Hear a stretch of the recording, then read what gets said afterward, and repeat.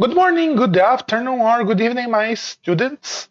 Eu sou o professor Fábio.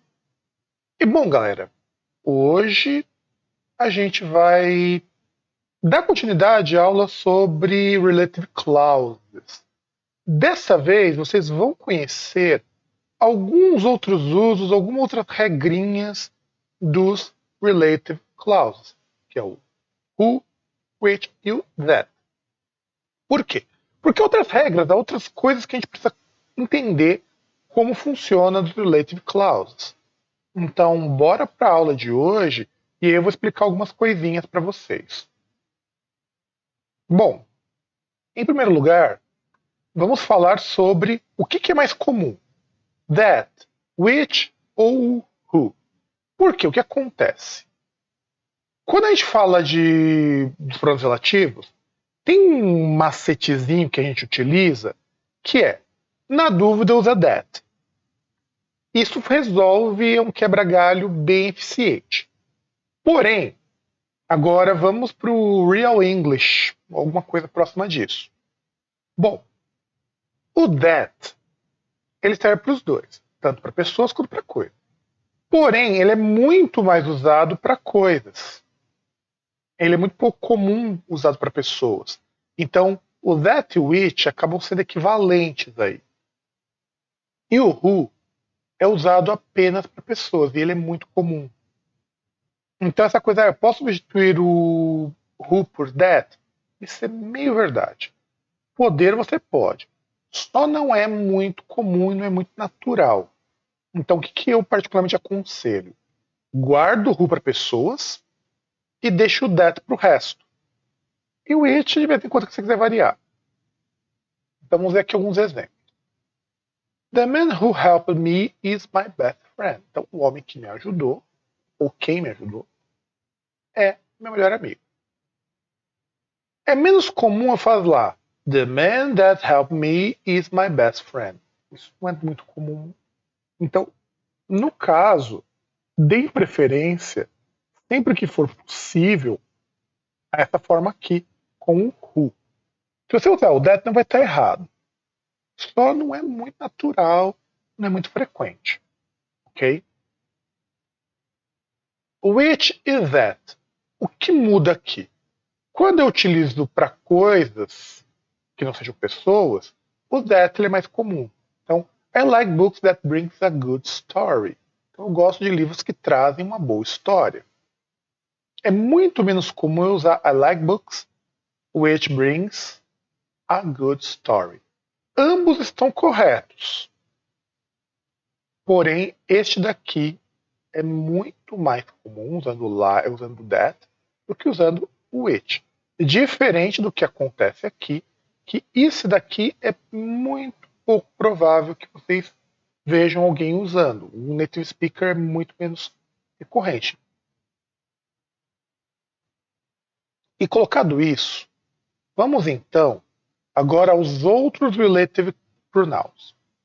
A primeira coisa que eu preciso deixar claro para vocês é o seguinte: se vocês sabem os Deloitte questions, vocês sabem o relative pronouns, porque todos eles são relative pronouns em algum momento. Que o Deloitte questions é para você começar a pergunta, tipo who, which, what, e por aí vai. Todos eles são relative clauses também, fazem relative clause.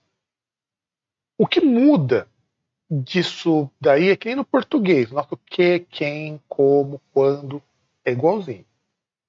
Só que em inglês nós chamamos tudo de relative. Em português nem tudo é pronome relativo, tem outras nomenclaturas.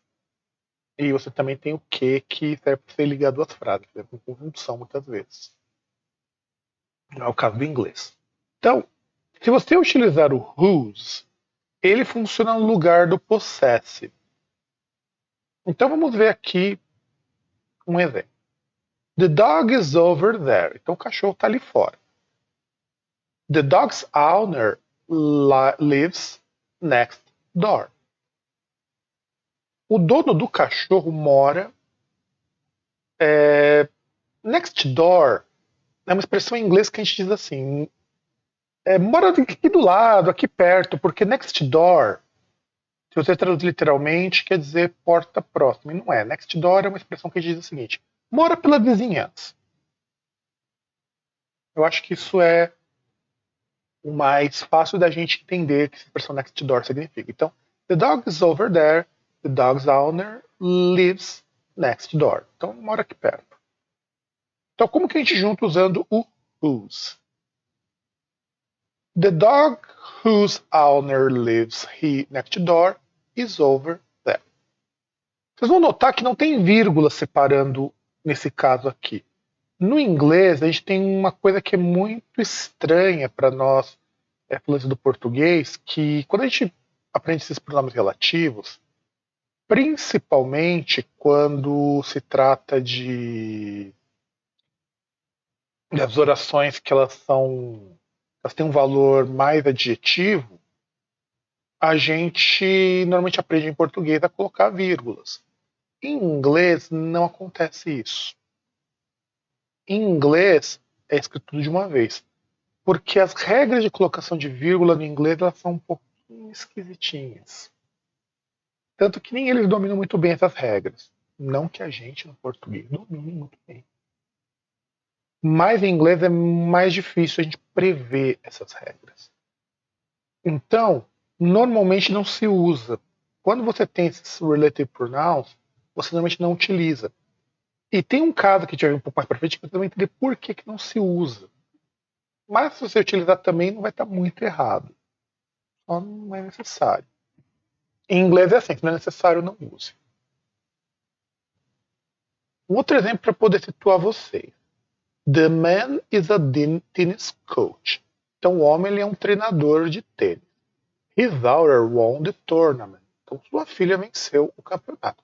Provavelmente campeonato de tênis. E aí como que a gente junta isso usando o whose? The man whose daughter won the tournament is a tennis coach. Ok? No problem. Aqui é tranquilinho. Então veja que o whose, ele junta, ele está dizendo que cuja filha equivale no português à conjunção cujo, cuja, cujos, cujas, que hoje muita gente nem usa mais. É bem difícil vocês usarem, para quem é muito mais jovem, o cujo já caiu em desuso substituído pelo que. Então, devem ler. O homem que a filha venceu o campeonato é um treinador de tênis. Então, normalmente você vai ler assim. Mas não é. Mas usem um cujo se vocês estiverem com dúvida, é mais fácil de lembrar. Judy is a great musician. Então, Judy é uma grande musicista. Ou é uma musicista muito boa. Her violin was a gift from her mother. Então, o violino dela, ou seu violino, foi um presente de sua mãe. E aí, como que fica isso aqui tudo junto usando whose? Judy, whose violin was a gift from her mother, is a great musician. Então, o Jude, que o violino foi um presente de sua mãe, é uma excelente musicista. O cujo, que eu achei que ficou um pouco melhor. Where. Where é para indicar lugar. Em que lugar, onde, é o nosso onde. Então, vamos ver aqui como que a gente utiliza. This building is very old. Mike lives there with his family. Então, Mike vive lá. Então, a primeira coisa que eu tenho que pensar quando eu vou juntar duas ideias usando were é o seguinte. Se no whose eu tenho um possessivo, normalmente um pronome possessivo, um apóstrofo S, tanto faz. Aqui eu preciso ter um here ou um there ou alguma indicação de lugar. In this place, alguma coisa do tipo. E quando você juntar, isso desaparece. Querem ver? Olhem só o que acontece aqui. The building where Mike lives with his family is very old. Então, este prédio onde Mike vive com sua família é muito antigo. Note que o there desapareceu. Então, quando eu tenho as duas frases separadas, normalmente eu tenho alguma coisa que me indica o local. E esse local tem que desaparecer quando eu escrevo junto. E por que eu preferi escrever junto? Porque é melhor para ler, você não precisa estar repetindo muita coisa, está sendo redundante. Outro exemplo, this school is closed now. We study there. Então, essa escola está fechada. Agora, nós estudamos lá, naquela escola. Como que fica então usando o relative clause? This school where we study is closed now. Então, a escola onde a gente estuda está fechada agora, onde nós estudamos. Então, veja, aqui, só para retornar para vocês poderem ver, eu tenho o there. Este there, ele desaparece e alguém pode perguntar, professor, mas eu preciso sempre colocar no meio? Não. Você tem que ver onde que é a referência do relative clause. Às vezes não vai ser no meio. Às vezes vai ser no final da frase, às vezes na segunda metade da frase. E muito de como isso é construído. No vídeo relative clause eu comento um pouco sobre isso. Na verdade, há dois conceitos aqui que vocês precisam conhecer, que é mais útil. Isso ele é um complemento, no caso, ele funciona como um objeto ou ele funciona como um sujeito. Nesse caso, todos eles são complementos, porque muito dificilmente, onde você tiver were, essas coisas, você vai precisar usar do jeito que está aqui. Então, vamos descobrir depois por quê. That's my wardrobe. I keep my clothes there. Então, este é o meu guarda-roupa. Eu guardo minhas roupas lá. E juntando fica That's my wardrobe where I keep my clothes. Nesses casos, onde você tem o whose, o were e o when vai ser o próximo, você não pode substituir por that, tá, gente? Por favor, não substitui por that jamais. E o when é quando tem que estabelecer uma relação de tempo com as coisas. Então vamos lá. I'll never forget the day. Eu não esquecerei o dia. Pode ser este dia também. I met you. Eu te encontrei, eu te conheci naquele dia. Então eu preciso ter uma referência de que esta ação aconteceu nesse período aqui. Que eu não vou esquecer. Então, eu conheci você neste dia. Então, como que fica isso aqui junto? I'll never forget the day when I met you. Então, quando eu te conheci, quando eu te encontrei. Outro exemplo. July is the best month. Julho é o melhor mês. My birthday is on that month. Então, meu aniversário é aquele mês.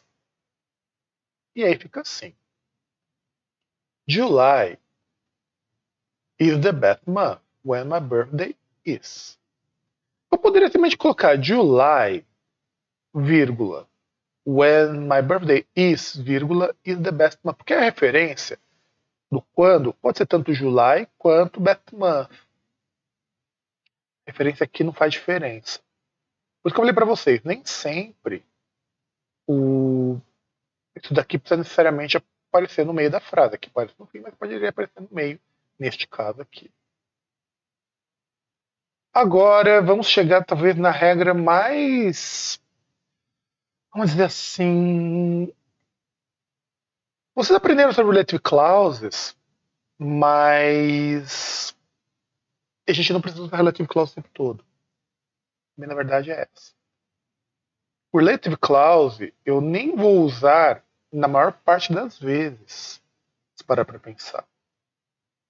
Eu posso omitir o relative clause. Por quê? É aqui que entra um mecanismo interessante do inglês. E aí vamos entender por que eu posso omitir esse relative clause. Se eu tiver um relative pronoun, que pode ser o who, pode ser o which, pode ser o that, teoricamente pode ser o whose, mas dificilmente isso acontece com o whose. Pode ser com were, pode ser com when.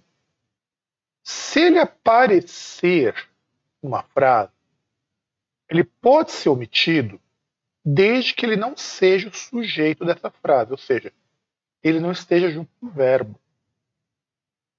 Se ele estiver junto do verbo, ou ele servir com o sujeito do verbo, ele não pode ser omitido. E aí vem algumas situações assim para ajudar uns macetezinhos. Who, which e that, você tem que olhar com cuidado. Normalmente that muitas vezes é substituído. Quando for whose, muito pouco provável você ter que tirá-lo. Whose quase sempre vai. Where e when, na maior parte das vezes, você não precisa. Você vai usar, nesse caso aí, quando você quiser dar ênfase. Mas no inglês existe aquela situação de que se eu não preciso usar, eu não uso. É diferente do português, que a gente tem um monte de exceçõezinhas que a gente muitas vezes força para usar na escrita formal e na informal a gente mal usa, mesmo na fala a gente mal usa. No inglês é assim: se eu posso não usar, eu não usarei. Isso já facilita muito para você. Então vamos ver aqui alguns exemplos anteriores que eu já passei para vocês. Então vamos lá.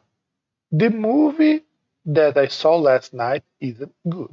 Então, o filme que eu assisti na noite passada, na noite de ontem, não era bom, não é bom. Veja que aqui, o que é importante se observar? I saw. Eu vi. Eu assisti. Este I, no caso, ele é o meu sujeito do sol, que é o verbo ver no passado. Eu via. No caso, eu assistia. Então, por conta disso, o that pode cair fora. The movie I saw last night isn't good. E vai estar perfeito. E vai estar correto. Mesma coisa acontece aqui. The man who helped me was my best friend. Veja que nesse caso, o who está junto do verbo help. Ou seja, foi ele quem me ajudou. Então ele é sujeito. Então ele não pode jamais ser tirado daqui. Ele tem que permanecer. Então, the man who helped me. Isso não muda, isso não se altera. Outro exemplo que a gente for então observar, isso é algo que tem que ficar para vocês. Sempre que eu puder omitir o pronome related pronoun, eu vou omitir. Essa é a regra. Então vamos ver aqui alguns exemplos de coisas que podem ser omitidas. This school where we study is closed now. Então, essa escola onde nós estudamos está fechada. Veja que eu tenho we study aqui. Portanto, eu posso tirar. The school we study is closed now. Eu não preciso colocar porque eu tenho o sujeito declarado aqui. Uma coisa acontece nessa situação. The building where Mike lives with his family is very old. Como o where não é o sujeito, the building Mike lives with his family is very old. Então eu posso tirar, e isso vai ser o mais frequente, o mais comum em inglês. E o último exemplo, that my wardrobe where I keep my clothes. Este é o meu guarda-roupa onde eu mantenho, onde eu guardo minhas roupas. Veja bem, eu tenho I keep, tenho o verbo mais o sujeito. Então, that's my wardrobe, I keep my clothes. Então esse é o guarda-roupa onde eu guardo minhas roupas. E é isso, gente. Eu acho que nesse caso aqui, isso é mais um complemento da aula anterior. Eu vou deixar aqui também no card depois a aula sobre related pronouns, que eu acho que é legal se vocês derem uma revisada. E eu vou ficando por aqui. Espero que vocês tenham aprendido alguma coisa. E um grande abraço para todo mundo.